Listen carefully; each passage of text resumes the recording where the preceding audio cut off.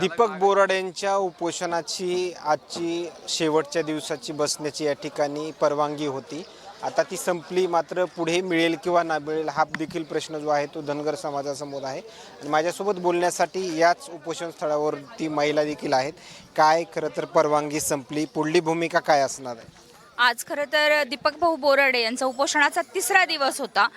जालन्यामध्ये मोठं आंदोलन झालं होतं. आज ते आंदोलन मुंबईत येऊन ठेपलं आहे. ते का मुंबईत आलं हे सरकारने पण विचार करणं गरजेचं आहे. कारण आत्ताच्या मुख्यमंत्री पदाच्या खुर्चीवर मुख्यमंत्री देवेंद्र फडणवीस बसलेत. मी त्याच बारामतीच्या अहिल्या कन्या आहे की ज्या बारामतीमध्ये 2014ला त्यांनी लेखी आश्वासन दिलं होतं आणि पहिल्याच कॅबिनेटमध्ये आरक्षण लागू करू असे बोलले होते.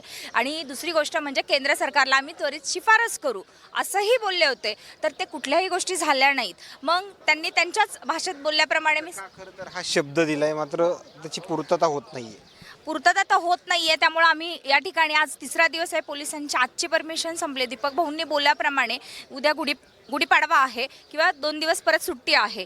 इथे मुंबईमध्ये मात्र हे उपोषण चालूच राहणार आहे. हे भाऊंनी पण आत्ता डिक्लेअर केलं त्यांच्या बोलण्यातून. आणि सोमवारपासून परत पोलिसांची रितसर पर्यवेक्षण ते आणून देत आहेत आणि सोमवारपासून ते आंदोलन तसंच चालू राहील. महाराष्ट्रातील तमाम बंधू भगिनींना मी आवाहन करते की या मुक्तीसंग्रामामध्ये सर्वांनी आपला सहभाग द्यावा. कारण आपण संघर्ष केल्याशिवाय कुठलीही गोष्ट आणि कुठलीही क्रांती होत नाही. जसं आजच हसन मुश्रीफ साहेबांनी जो GR 2 मार्चला काढला होता, पुण्यश्लोक अहिल्यादेवी होळकर बारामती येथील शासकीय विद्यालयाला महाविद्यालय आणि सर्वोपचार रुग्णालय याचं नाव स्वर्गीय अजितदादा पवार यांचं दिलं होतं. तर आयुर्वेदिक कॉलेजला जे नाव दिले स्वर्गीय अजितदादा पवार याबाबत कोणाची हरकत नव्हती. परंतु अहिल्यादेवींच्या नावामध्ये ते नाव घालणं हे संस्कृतीला शोभणारं नाहीये किंवा महापुरुषांचा हा अवमान झाल्यासारखं आम्हाला वाटतं.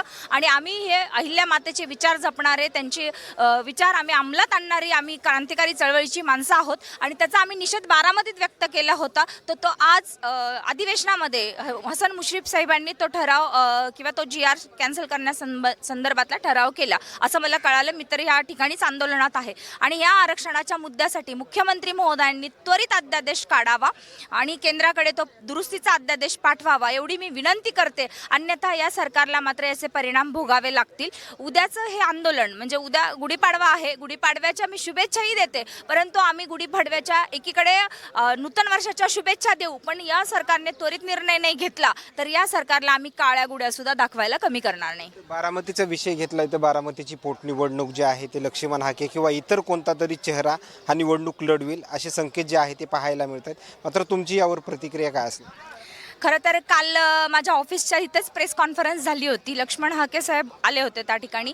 आणि 9 मार्चला जो बारामतीमध्ये आम्ही निषेध आंदोलन केला होता तिथे माझं वक्तव्य पण होतं की जर हा GR 2 मार्चचा GR जर महाराष्ट्र शासनाने रद्द केला नाही तर बारामतीची पोटनिवडणूक बिनविरोध होऊ दिली जाणार नाही हे वक्तव्य होतं माझं. आणि त्यानुसार आता वातावरण एवढं फिरलेलं आहे. त्या पद्धतीने काल लक्ष्मण हाके साहेबांनीही बारामतीत येऊन प्रेस कॉन्फरन्स घेतली, अनाऊन्स केला. ते मिटिंग ठरवून आम्ही ठरवणार आहोत की जर पोटनिवडणूक पुढची लढाईची झाली तर कोण लढेल ह्या विषयावर अजून काही लोक पुढे येतीलच. आता वेळ संपली आझाद मैदान सोडण्याची, मात्र आता तुमची भूमिका काय? आझाद मैदान सोडणार की काय करणार? नाही, आमचे जे नेत्यांनी जे बोलले की आझाद मैदान सोडायचं नाही, आम्ही कुठलाही आमचा मल्हार मावळा आझाद मैदान सोडणार नाही, त्यांच्या विचाराशी आम्ही ठाम आहोत.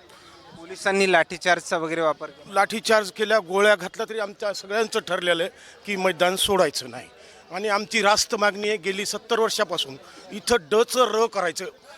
धनगड ही जातच अस्तित्वात नाही हे सरकारने सुद्धा क्लिअर केलेलं आहे. म्हणजे जात पडताळणी समितीनं 6 सर्टिफिकेट कॅन्सल केलेले आहेत. महाराष्ट्रात धनगड ही जातच अस्तित्वात नाही. धनगर असं वाचावं म्हणून असं यांनी जिल्हाधिकाऱ्याला पत्र द्यावं, ठोस निर्णय घ्यावा, तोपर्यंत आम्ही इथून हलणार नाहीत असं स्पष्ट म्हणून. शेवटचा प्रश्न, जालन्याच्या उपोषणाची देवेंद्र फडणवीस यांनी दखल घेतली, मात्र हवी तशी चर्चा जी आहे अधिवेशन सुरू तिथं होतानाचं चित्र पाहायला मिळत नाही. चर्चा करून काय फलित झालं? तिथं 7-8 लाख लोक आले होते. काय चर्चा झाली? कुठं काय चर्चा झाली? काय लेखी दिलं? कुठं प्रश्न मिटला? लक्षवेधीमध्ये देखील विधान भवनामध्ये चर्चा होतानाचं चित्र पाहायला मिळत. निर्णय पाहिजे ना, चर्चेला काय महत्त्व आहे? डचं र करा, नाहीतर ऑलरेडी आत्ता 36 नंबरवर आम्ही आहोत. 47 जाती ज्या ST मध्ये आहेत त्याच्यामध्ये 36 क्रमांकावर धनगड ही जात धनगरच आहे. आता कुठं वाचतो आम्ही सारवाडी, इंग्लिशमध्ये सारवारी आर आय आणि मराठीमध्ये सारवाडी असं दिसून येतं. गंगाखेड इंग्लिशमध्ये गंगाखेर असं वाचता येतं. केंद्र सरकारची रेल्वे आहे. केंद्र सरकारचा प्रश्न असेल तर केंद्र सरकारला शिफारशी सरकारने कालबद्ध पद्धतीत पाठवाव्या. अन्यथा जिल्हाधिकाऱ्याला यांना इथं पण देता येते की धनगड याला धनगर वाचावे. जिल्हाधिकारी SDMला देईल.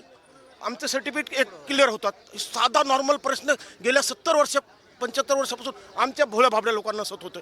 हे बाबा किती खरं तर परवानगी आता दुसऱ्या दिवशी मिळाली नाहीये. मात्र तुम्हाला काय वाटतं, आझाद मैदान सोडावं किंवा परत उपोषण एखादी जालन्यामध्ये वगैरे करावं का इथंच थांबणार?